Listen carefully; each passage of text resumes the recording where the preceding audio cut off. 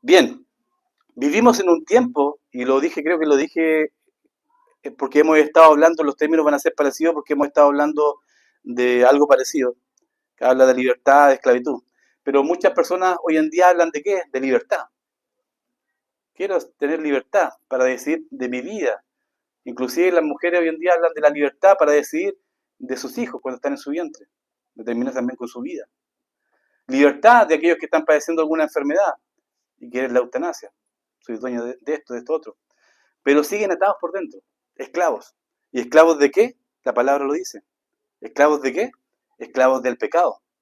Se dice que somos libres para decidir, para pensar y para vivir como queramos. Soy dueño de mi vida. Soy dueño de hacer lo que me venga en gana. Pero déjame decirte una cosa. Y lo dije, creo, la semana pasada o antepasada. Como creyente, como hijo de Dios, tu voluntad ya no te pertenece. Porque ahora eres un siervo de justicia. Por lo tanto, tu manera de vivir debe de estar bajo la servidumbre de tu Señor. Y tu Señor tiene un nombre, Jesucristo. A Él le debes servidumbre. O sea, si pasaste de ser un esclavo del pecado a ser voluntariamente un esclavo, pero de justicia.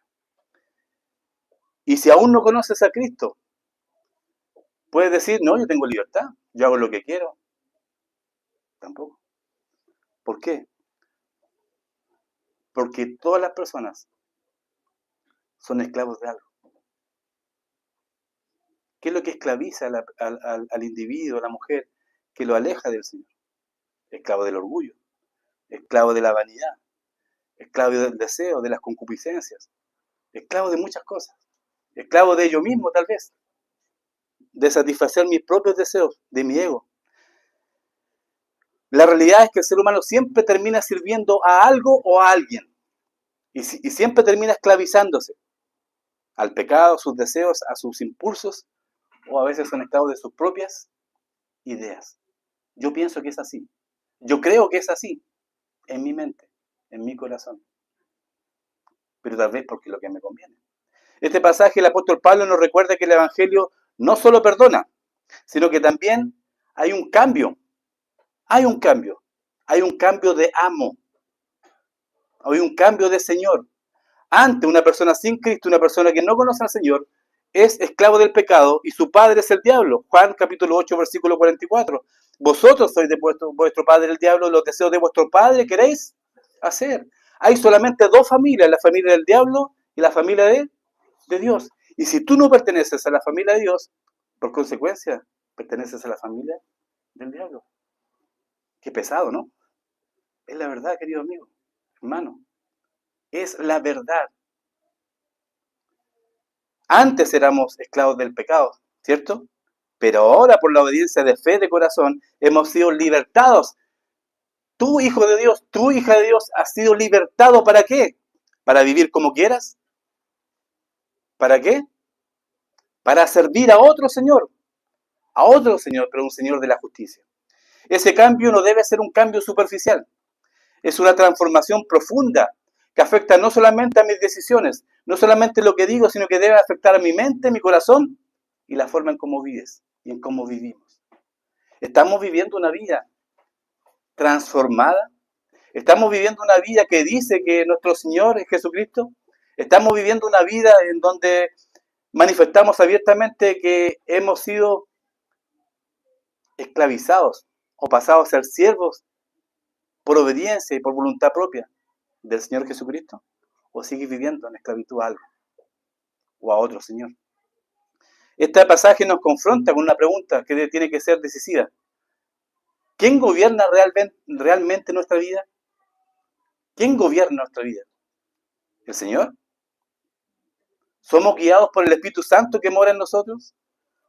¿O tu vida es gobernada por ti mismo? ¿O por alguien más? ¿O por algún deseo? Porque la verdadera salvación no se limita a una decisión externa. No es una simple oración. No es un día dije esto otro. No un día tomé una decisión. Es algo más profundo que eso. Sino que produce una entrega sincera, hermano. Sino que produce una entrega sincera a la doctrina del Evangelio y a una nueva relación con Dios. Ante Dios Y lo hemos visto en Romanos, lo hemos repetido varias veces. Antes éramos enemigos de Dios. ¿Recuerdan Romanos? Tenemos paz para con Dios. Ahora tenemos paz. Pero antes de conocer al Señor, éramos enemigos de Dios. Éramos enemigos de Dios. Y hoy somos sus hijos, por misericordia. Somos llamados a tener una nueva relación con Dios y con nuestro Señor. Porque a veces nos olvidamos. Y lo mencionamos solamente como nuestro Salvador porque tenemos un beneficio en aquello, ¿cierto? Claro, tremendo beneficio, ¿no? Si tú te mueres, ¿dónde vas? Me voy con el Señor, tengo la vida eterna, Él es mi Salvador. Y todos dicen, bien. Pero nos olvidamos de lo más importante. Y lo primero, que es mi Señor. Y cuando yo digo y vivo en mi vida y reflejo que verdaderamente Él es mi Señor, como consecuencia es mi Salvador. Pero no al revés. Porque si tú dices que es tu Salvador, pero no lo has considerado como tu Señor, el orden está de manera equivocada. Primer punto, nuestra condición anterior. ¿Cuál era nuestra condición anterior? ¿Qué dice el versículo 17? Pero gracias a Dios. Mira, para darle más énfasis aún dice el versículo 15, ¿qué pues pecaremos porque no estamos bajo la ley sino bajo la gracia? En ninguna manera. O sea, no, la gracia o ser hijo de Dios no es una excusa para pecar deliberadamente. Tenemos libertad en Cristo. El 16, ¿no sabéis que si os sometéis a alguien como esclavos para obedecerle, sois esclavos de aquel a quien obedecéis? Sea del pecado para muerte, o sea de la obediencia para justicia. ¿A quién obedeces? Y ahí dice, pero gracias a Dios, y marca el contraste tremendo, que aunque erais esclavos del pecado, o sea, tiempo pasado, habéis obedecido. ¿Cómo? ¿Cómo es la obediencia? De corazón, aquella forma de doctrina en la cual fuisteis entregados. Nuestra condición anterior, pero, y Pablo habla de un contraste, ¿cierto? Y ya no es para nosotros, los hijos de Dios. ¿Por qué? Porque es tiempo pasado. Éramos esclavos del pecado. Ahora somos siervos de justicia. O sea, ya no tenemos que escoger quién es nuestro amo, porque ya elegimos, ¿cierto? ¿Usted eligió? ¿Sí? ¿Quién es su Señor? Jesucristo. No tenga miedo de decirlo. No se avergüence. Romanos capítulo 1, versículo 16, 17, que dice, porque no me avergüenzo del Evangelio, porque es poder de Dios para salvación. ¿Por qué tiene miedo de decir, sirva a Jesucristo? No tenga miedo de decirlo. Éramos, tiempo pasado, esclavos del pecado en el pasado, pero ya no más. Ya no más. Ya no somos esclavos del pecado. Elegimos a un Señor nuevo, a un amo nuevo, a través del cual tenemos seguridad de salvación. Tenemos seguridad de que si partimos de esta tierra, nos vamos a una vida eterna junto con Él. Entonces, hemos de entender que no somos como éramos antes, ¿cierto? Algo cambió. Solamente nuestra posición, algo cambió. Un cristiano, puesto que ya no es un esclavo del pecado, no tiene, no debe, no puede manifestar obediencia al pecado. Porque Dios nos liberó de ese amo a través de la muerte. Acompáñenme ahí mismo, ¿cierto? El versículo 6. Romanos capítulo 6 y el versículo 6. Romanos capítulo 6 y el versículo 6.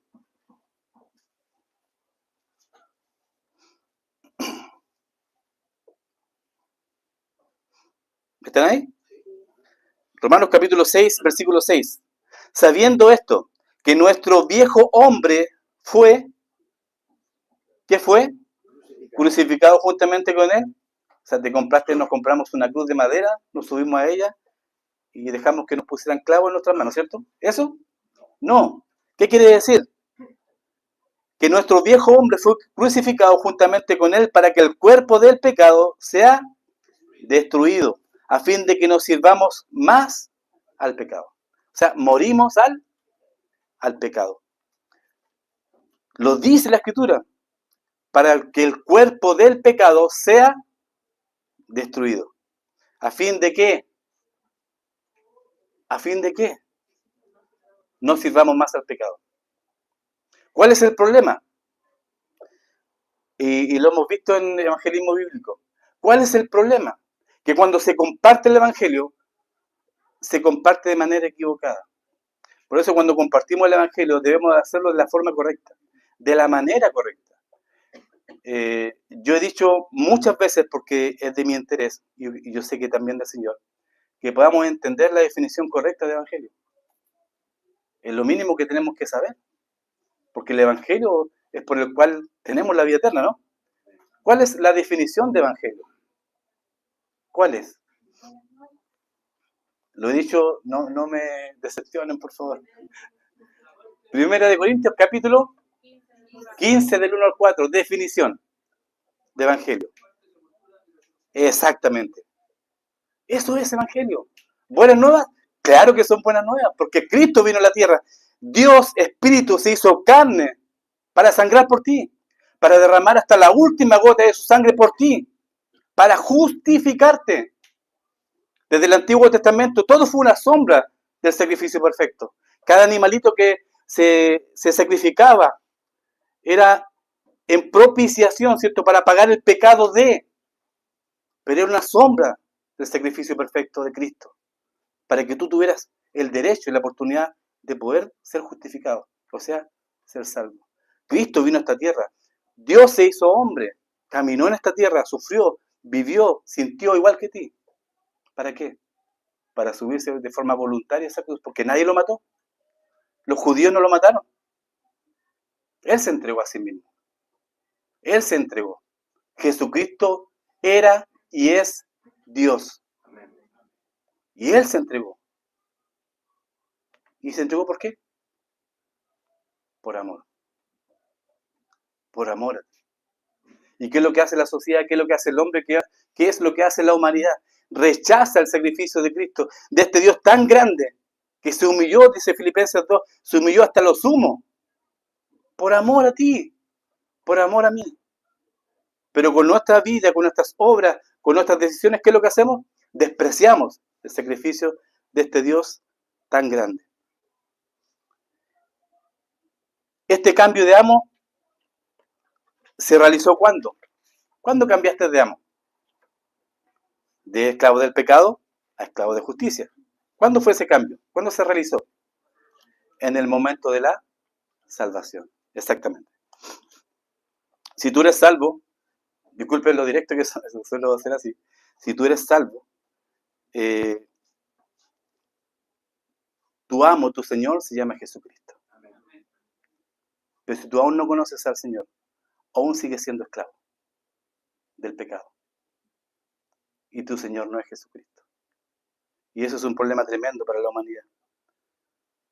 Yo sé que lo más probable es que mi amigo, mi compañero de trabajo, se suicidó. Lo más probable es que esté sufriendo. No lo más probable, lo aseguro. Y eso duele. Duele cuando tenemos certeza y confiamos de que este libro maravilloso es cierto, lo que dice ahí. Y así como lo creemos nosotros, también tenemos que hacerlo vivo también con quienes nos relacionamos. Primero nuestra condición anterior, ¿cierto? Éramos esclavos del pecado, ahora ya no lo somos. Nuestro amo era otro, ahora voluntariamente nuestro amo es distinto, es un amo nuevo. Versículo 17. Pero gracias a Dios que aunque erais esclavos del pecado, habéis obedecido de corazón a aquella forma de doctrina a la cual fuisteis entregados. Obediencia. ¿La iglesia se habla de obediencia? Poco, ¿cierto? No nos gusta hablar de obediencia, porque es poco popular, digo yo. Alguien se puede ofender. Miren, si yo digo algo de mis palabras que te puedo herir, que te puede herir, te pido disculpas.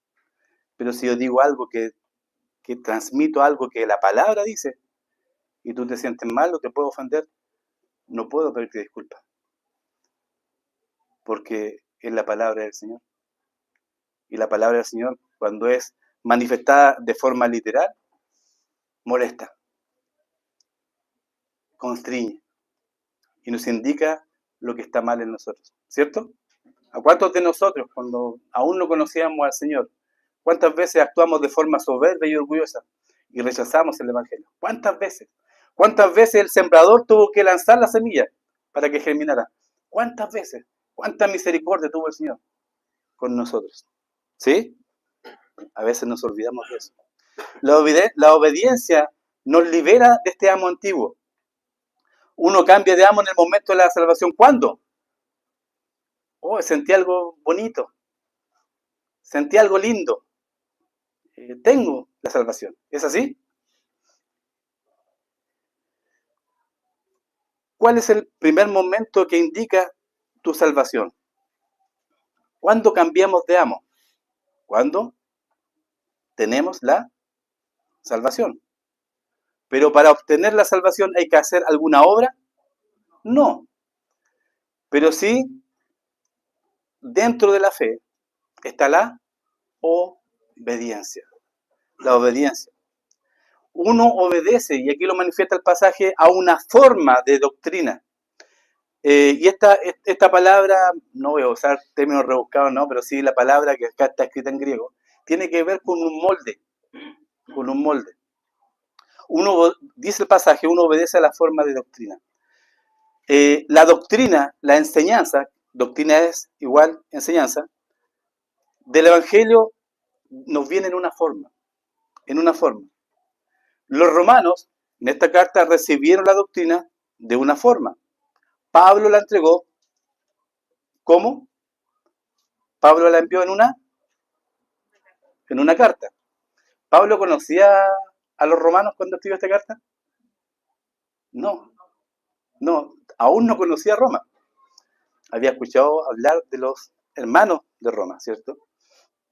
Recibieron esta carta que luego fue copiada y traducida, y hoy la tenemos nosotros en nuestras manos.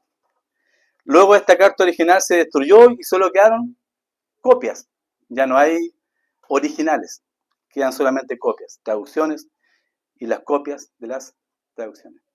Y gracias al Señor por la preservación de su palabra, porque hoy tenemos la Biblia en una buena versión, en nuestro idioma, y la tiene en su mano. Qué maravilloso. ¿No ha notado esa maravilla de tener la palabra y poder estudiarla con libertad? Pero el hecho de que no tenemos el original no implica que no tenemos que obedecer a la forma de doctrina que nos fue entregada a nosotros.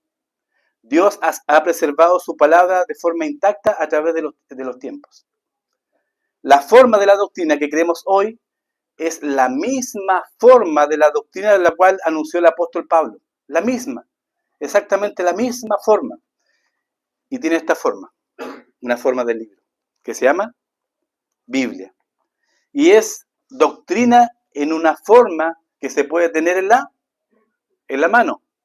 Bueno, hoy en día la puedes tener en el teléfono, la tiene en audio, en distintas versiones, en distintos idiomas. Si ustedes manejan más idiomas, no lo sé. Pero esa forma de doctrina permanece intacta. Acompáñenme por favor a 2 Timoteo capítulo 1 y el versículo 13. 2 Timoteo capítulo 1 y el versículo 13.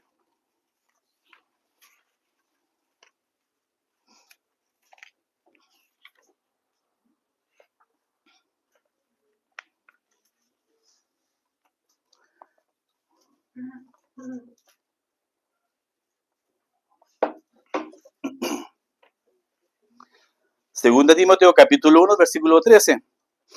¿Quién está hablando a quién? Pablo a Timoteo. ¿Y qué le dice? Retén la forma de las sanas doctrinas que de mí oíste en la fe y amor que es ¿en quién? En Cristo Jesús. Retén la forma de las sanas palabras. ¿Bien? Pero fíjense bien, solamente tener la forma de doctrina, o sea, la palabra del Señor, la Biblia, podría ser como tener apariencia. Porque si usted me ven en la calle, así, caminando, ¿qué van a decir? Mormón, testigo de Jehová. ¿Qué van a decir? Ese señor es y más encima, y a eso le agrego una sonrisa, ¿ah? Una cara espiritual.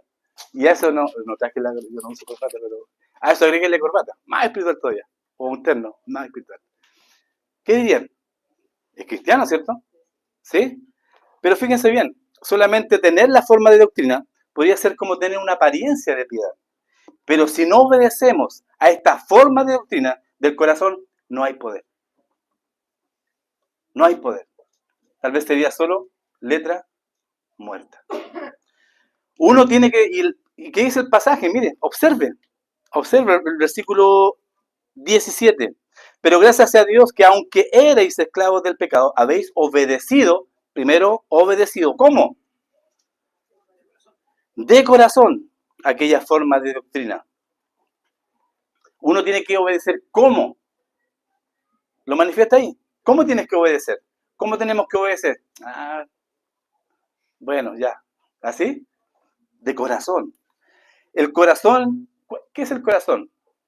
¿Es un músculo que bombea sangre? No. Acá lo que manifiesta que el corazón es la fuente de los pensamientos. Es lo más profundo del hombre, de donde emana la vida. ¿Sí? Porque como el hombre piensa, tal es. Estamos bien en el tiempo. Génesis capítulo 6, versículo 5 dice, Génesis capítulo 6, versículo 5. ¿Somos buenos o no? Somos buenas personas. ¿Somos buenos o somos malos? Pues este es un hijo de Dios. ¿Qué dice la palabra? Génesis capítulo 6, versículo 5. Y vio Jehová que la maldad de los hombres era mucha en la tierra y que todo designio, miren, todo designio de los pensamientos del corazón de ellos era, ¿de qué? De continuo solamente el mal, el corazón del hombre. Proverbios capítulo 4, versículo 23. Síganme, por favor. Proverbios capítulo 4, versículo 23. ¿Es importante el corazón? Proverbios capítulo 4, versículo 23. Todavía están sonando las páginas.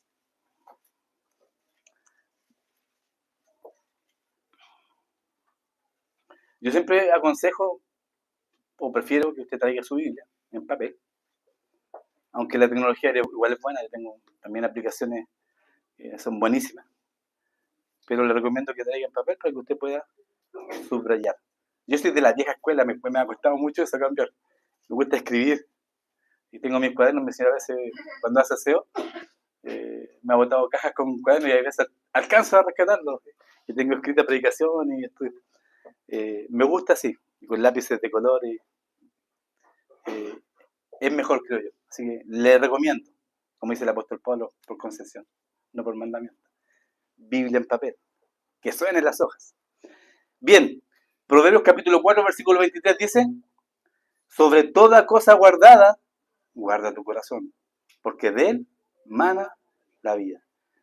Y más adelante, en Proverbios también, Proverbios capítulo 23, versículo 7, lo mencioné también hace poco. Proverbios capítulo 23 y el versículo 7.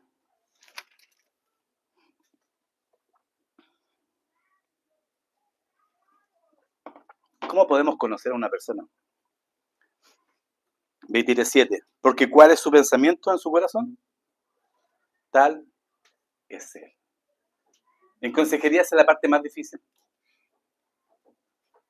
Podemos ver las obras, lo que haces, lo que sientes, las emociones.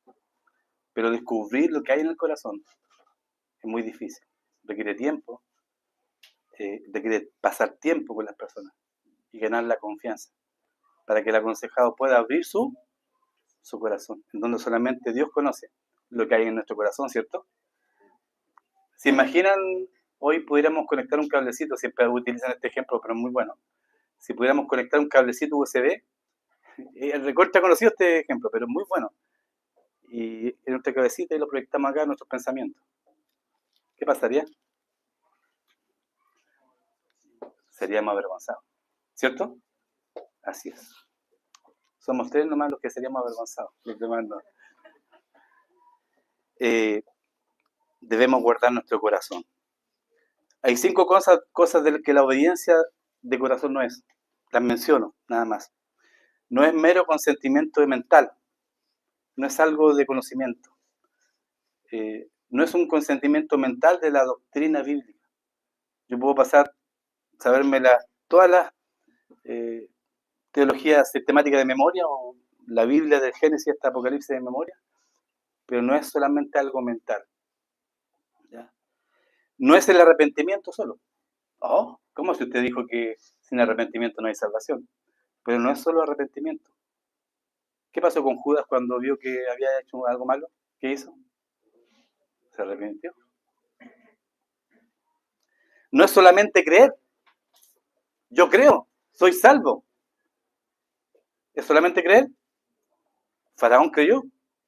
Y dice Santiago que los demonios también creen. Hasta el mismo Satanás cree en la existencia de Dios. ¿Recuerdan cuando veía a Cristo caminando, cierto? Y había un endemoniado. ¿Y qué le dice? ¿Tú eres el Señor. Reconoció quién era. Los demonios también creen. No es solamente confesar que Jesús es el Señor. Porque si usted después lo puede, anótelo ahí si quiere, en Mateo capítulo 10, los apóstoles son encomendados y damos por hecho que Judas también predicó que Jesús era el Señor cuando los encomendó a los 12. Y la obediencia tampoco es el bautismo. Cuando enseñamos en discipulado que el bautismo es el primer acto de obediencia, lo que llamamos el primer paso de obediencia. Pero de la obediencia después, ¿de cuándo? Del cambio de amo. La obediencia que salva, la obediencia que justifica, que resulta en un cambio de amo, es la obediencia a la forma de doctrina, a la sana doctrina. ¿Pero cómo? Lo mencioné antes. ¿Pero cómo? De corazón. Ahí esperaba un amén. De corazón. Es creer en lo más profundo la enseñanza de la muerte y la resurrección de Jesucristo. Algo que tú crees y es inamovible. ¿Tú crees? De corazón. En la forma de doctrina. Eso es creer de corazón. Cuando yo digo, hermano, usted es un hijo de Dios. Amén. Pero cuando vamos al estadio y gritamos por la Universidad de Chile, o por Colo Colo, desgarramos nuestros pulmones. ¿Se da cuenta? La obediencia que salva y que resulta en un cambio es la obediencia a la doctrina, a esta forma de doctrina, pero de corazón. 1 Corintios capítulo 15, a propósito de... ¿Ando con lápices? Subraye, por favor. Definición. 1 Corintios capítulo 15. Yo sé que muchos lo saben de memoria.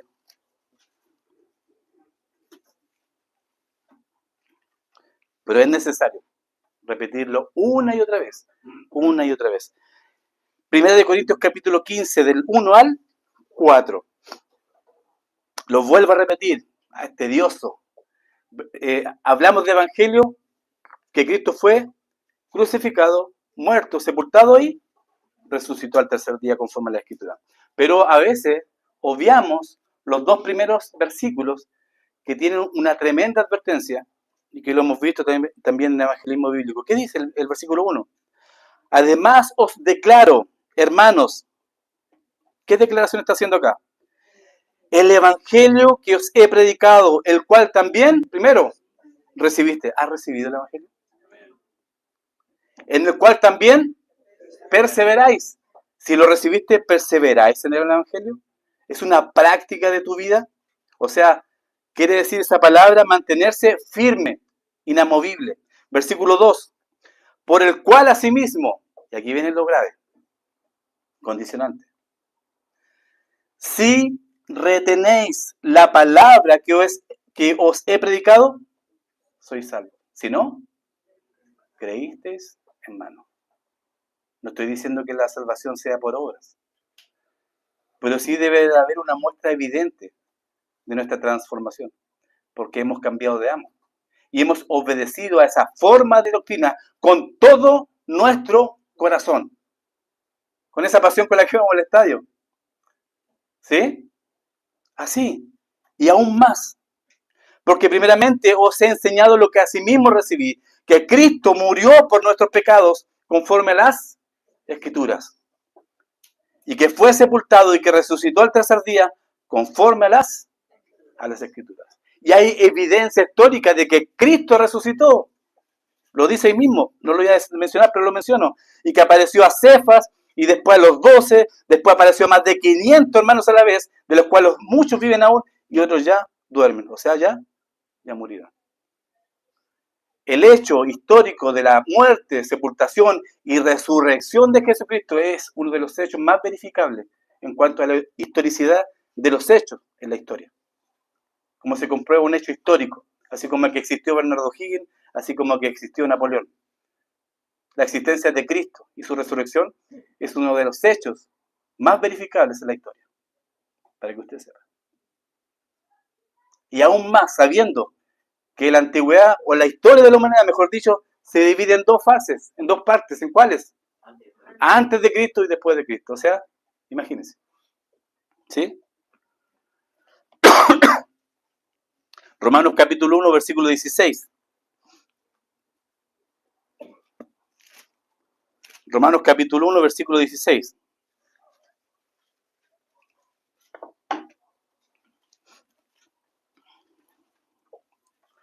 Porque no me avergüenzo del Evangelio. ¿Por qué no me avergüenzo? Porque es poder de Dios. ¿Para qué? Para salvación. ¿A quién? ¿Solo algunos? No, a todos. ¿A todos quiénes? Creen. Creen.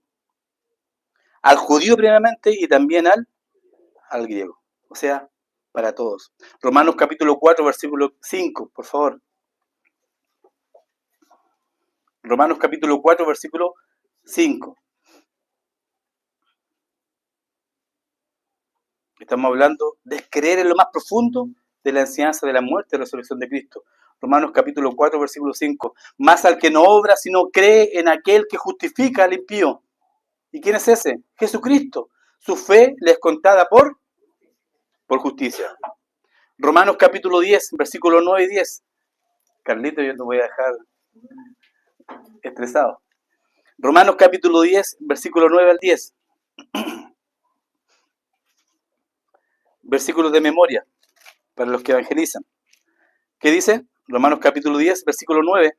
Que si confesares con tu boca que Jesús es el Señor y creyeres en tu corazón que Dios le levantó de los muertos, serás salvo. ¿Eres salvo? Y si no lo eres, tienes que hacer esto. Confesar con tu boca que Jesús es el Señor. O sea, someterte voluntariamente a servidumbre de justicia en Cristo. Y si no lo has hecho, la palabra dice, hoy es el día de la salvación. ¿Y qué es lo que le impide al hombre no ser salvo? Soberbia, orgullo, querer vivir atado a otra esclavitud que solo le va a entregar como beneficio, perdón, no como beneficio, como resultado la muerte. Y si tú te sometes a Cristo como tu Señor, como tu Salvador, el resultado es vida, vida eterna en Cristo Jesús. Porque Cristo venció la muerte, Él resucitó, y así como Él resucitó, nosotros también algún día resucitaremos si es que la muerte nos alcanza. Bendito sea el Señor. Que si confesares con tu boca que Jesús es el Señor y creyeres en tu corazón que Dios le levantó de los muertos, ¿crees esto? ¿Lo crees? Serás salvo, dice la palabra del Señor. Porque con el corazón se cree para justicia, pero con la boca se confiesa para salvación. De todo mi corazón, pero con la boca también.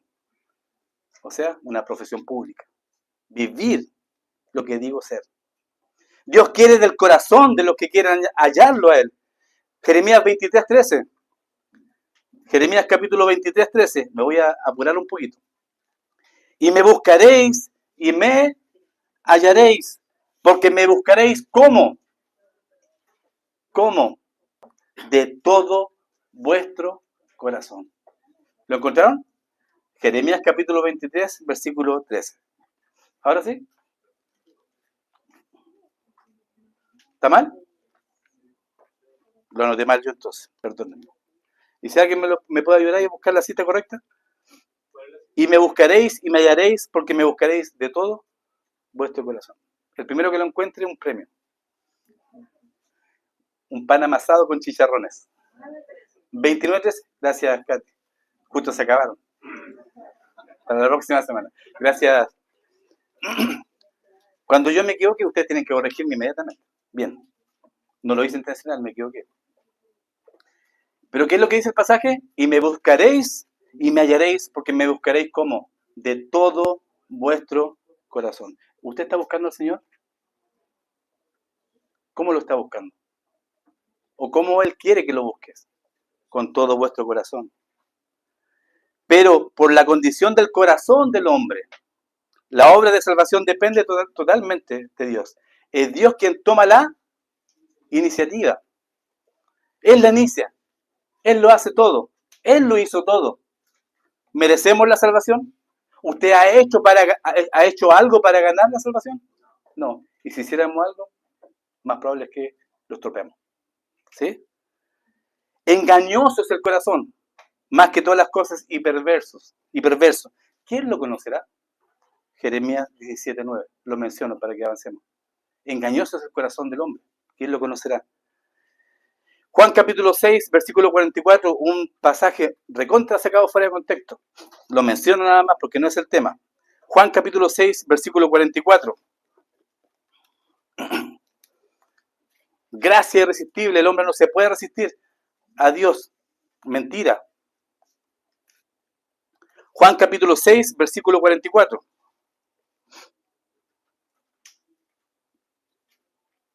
Juan capítulo 6 y el versículo 44.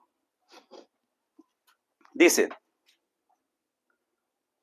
ninguno puede venir a mí si el Padre que me envió no lo trajere, y yo le resucitaré en el día postrero.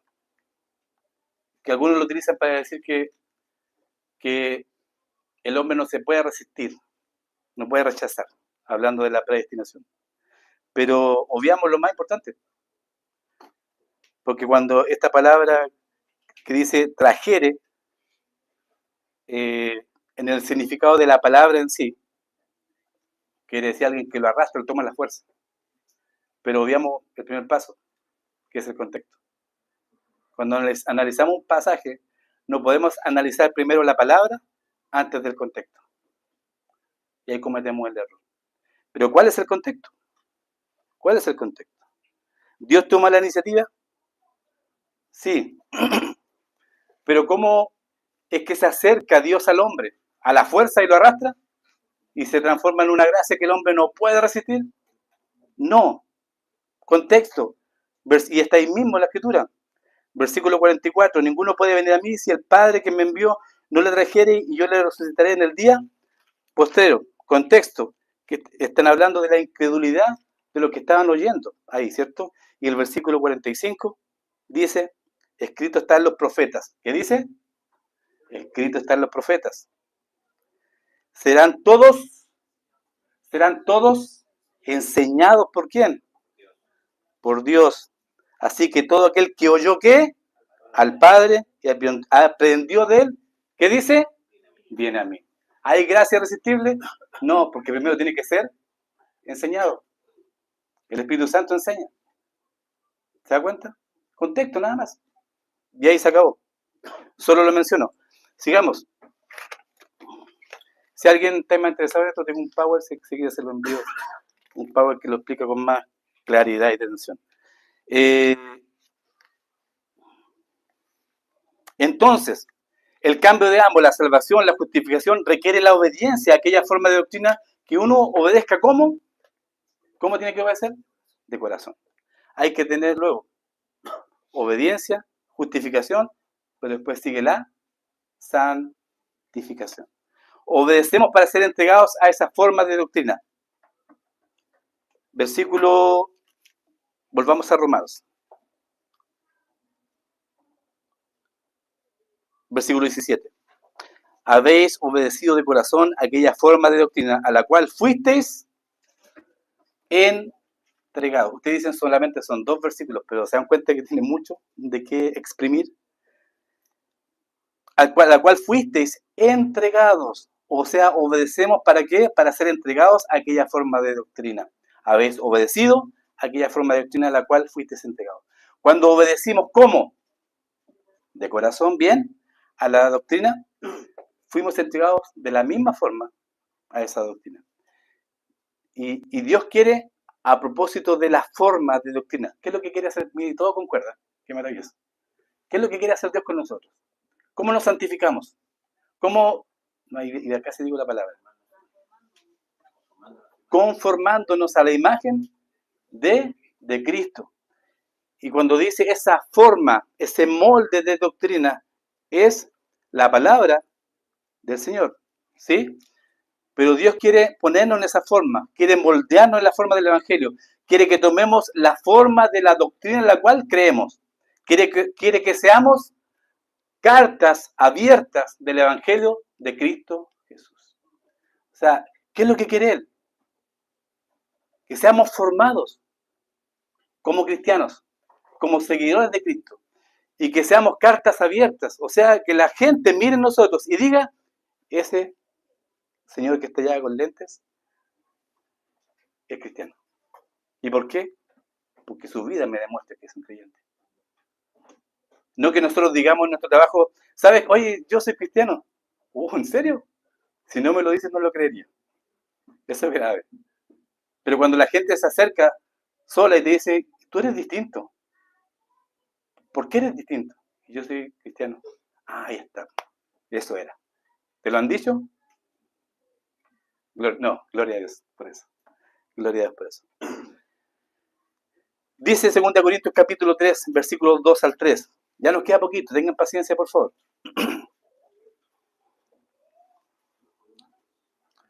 Segunda de Corintios capítulo 3.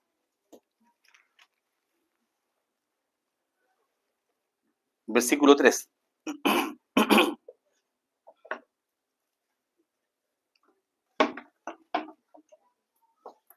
¿Están ahí? Segunda de Corintios capítulo 3, versículos 2 al 3. Nuestras cartas sois vosotros, escritas en nuestros corazones. Miren lo que dice.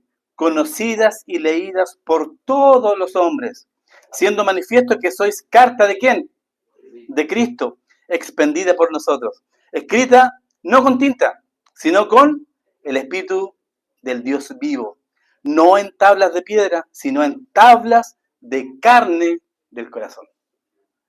Lo voy a marcar porque sale un mensaje de estos versículos. Qué maravilloso.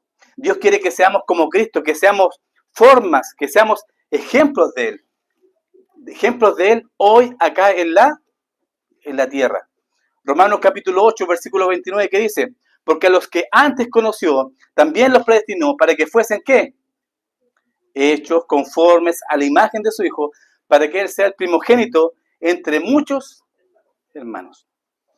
Y para terminar, versículo 18. Versículo 18 de Romanos capítulo 6, bien digo.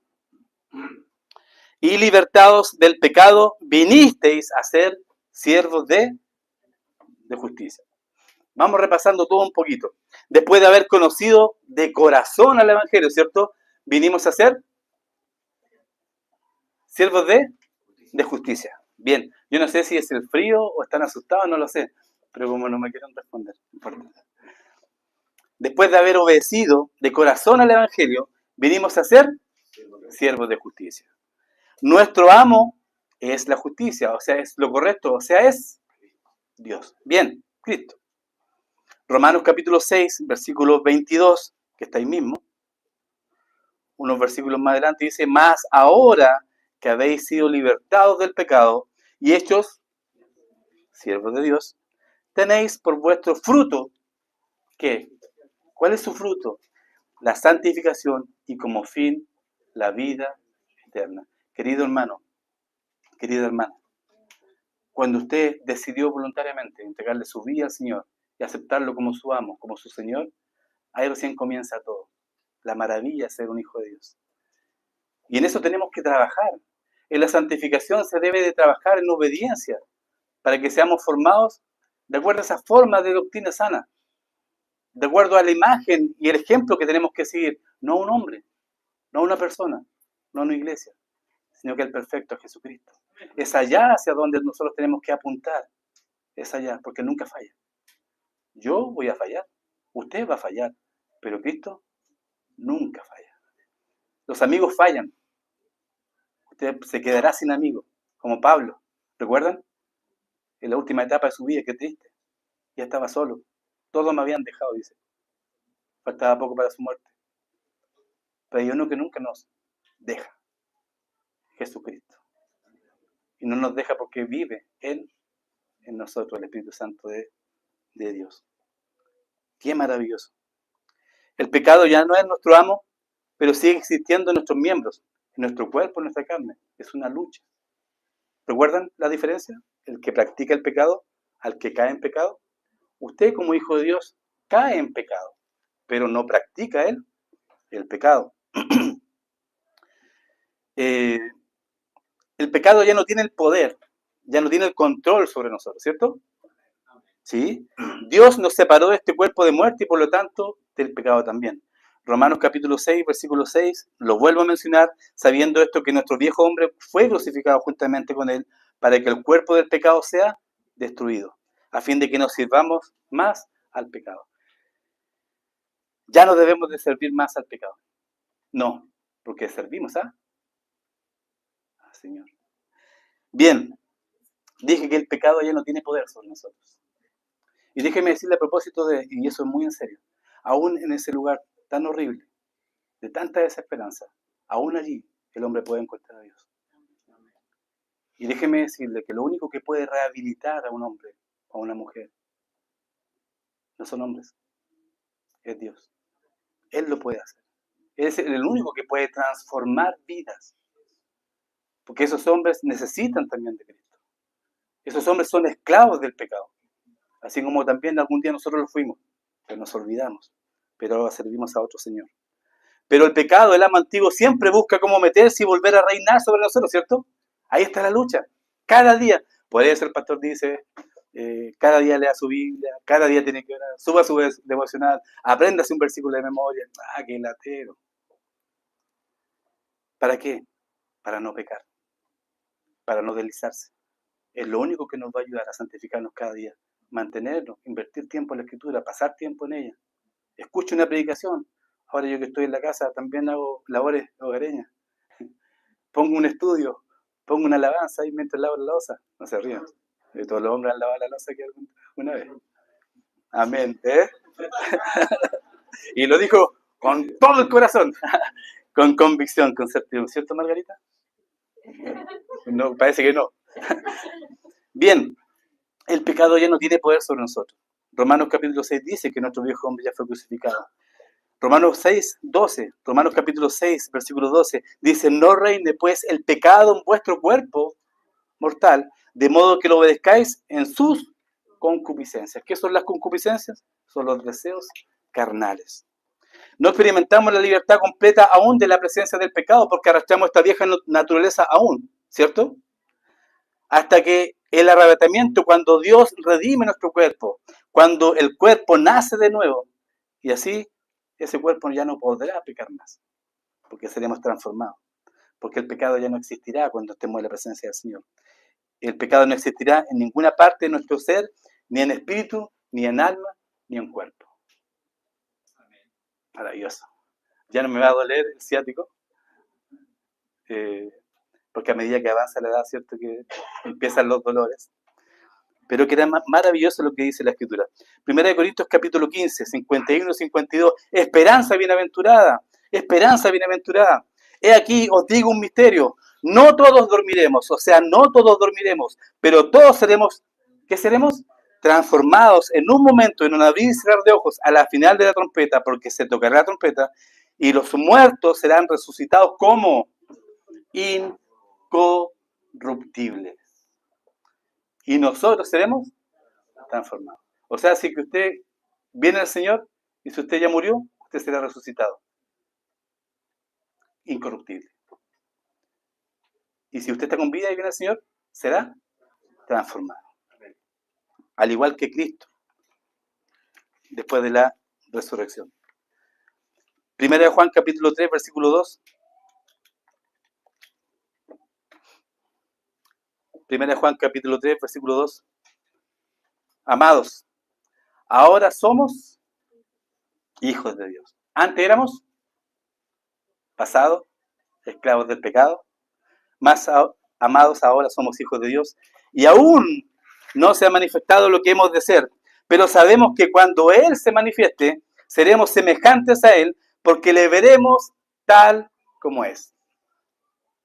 ¿Se imagina estar cara a cara con su Señor? ¿Lo imagina? Pero para eso tenemos que ser transformados. Porque si lo viéramos cara a cara ahora, con este cuerpo incorruptible, ¿qué pasaría? Somos desintegrados por la gloria de Dios. ¿Sí? Primera de Juan capítulo 3, versículo 9. ¿Se acuerdan que Moisés lo miró así como de ladito nomás? Y después cómo bajó del monte, resplandecía por la gloria de Dios. Primera de Juan capítulo 3, versículo 9. Todo aquel que es nacido de Dios. ¿Usted es nacido de Dios? Amén. Por lo tanto, dice la palabra, no practica el pecado, porque la simiente de Dios permanece en él y no puede pecar, porque es nacido de Dios. O sea, es su naturaleza. Es su naturaleza. Y por naturaleza, el hombre hace lo que es por naturaleza. Y por lo tanto, usted no practica el pecado porque su naturaleza, proviene de Dios. Terminamos. Por fin, dijeron allá atrás. Romanos capítulo 6, estos dos versículos que hemos visto hoy, 17 y 18. Hoy que estoy viejo, se me corrieron las letras. Romanos capítulo 6, versículos 17 y 18 nos enseñan que el creyente ya no pertenece al pecado, ¿sí? Sino a la justicia. Y por tanto debe vivir conforme a este nuevo señorío. Pregunta, directa y práctica. ¿Quién es su Señor? ¿Quién es tu Señor hoy? Mi esposa diría, usted es mi amor. No digo eso. ¿Quién es tu Señor? Con seriedad. ¿Quién es tu Señor? ¿Cambió de amo? ¿O aún sigue esclavo del pecado? Y si aún sigue esclavo del pecado, y eso lo digo con mucha responsabilidad, con mucho amor y respeto, la palabra dice que si usted muere en su pecado, morirá apartado de Dios por una eternidad. Si Cristo nos ha liberado, no podemos seguir tratando el pecado como si aún tuviera autoridad sobre nosotros, ¿cierto? Si somos hijos de Dios, el pecado no debiera enseñorearse de nosotros. Hoy el llamado es claro. Obedece de corazón a esta forma de doctrina.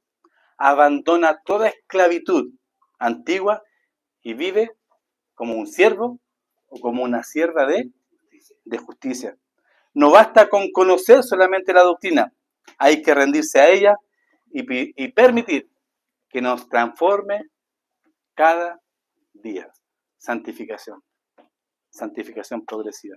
Hasta que el Señor venga por nosotros o hasta que dejemos esta tierra, tenemos que buscar la santidad, alejarnos del pecado.